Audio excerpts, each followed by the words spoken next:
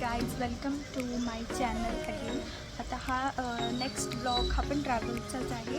मी सध्या बीडमध्ये आणि आम्ही आता चाललो एडशी. तिथं कोटला मंदिर, रामलिंग. हां, आता आम्ही तिथे जाणार आहोत आणि आम्ही एवढे जण जाणार आहोत. Only ladies special. ब्लॉगमध्ये माझ्या या गँगला पण यायचं होतं, तर मी इंट्रोड्यूस करते. मम्मी, 2 मावशी, आजी आणि ती माझी छोटी सिस्टर. तर चला ठीक आहे, आपण पुढे भेटूयात. इथून आमचा प्रवास सुरू होतो.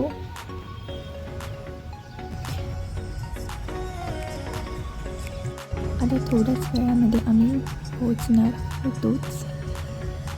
सर्वजण बघू शकता कसे बसले आहेत.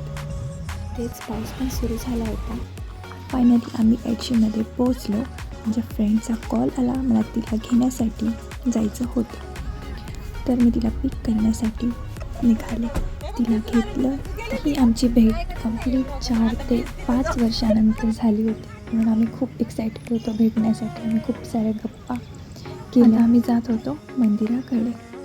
हे एडशीतलं रामलिंग म्हणून मंदिर प्रसिद्ध आहे. समोर जाताच आम्हाला खूप सारे माकड दिसले. मला तर खूप भीती वाटत होती माकडांची, तरी पण मी कोशिश केली खाली उतरायला. इथे लोक माकडांना काकडी खाऊ घालत होते, कारण की ते त्यांची फेवरेट होती काकडी. तुम्ही बघू शकता, हे मंदिरचा टॉपवरचा व्ह्यू आहे. आता आपल्याला खाली जायचं. आम्ही खाली गेल्यानंतर इथून मंदिरातलं दर्शन घेतलं. दर्शन घेऊन झाल्यानंतर आता जाणार होतो धबधबाकडे. तर चला, हे बघू शकता तुम्ही, हा धबधबाकडे जाण्याचा रस्ता. या पाण्यातून जायचं होतं. बघा मी कशी जात आहे.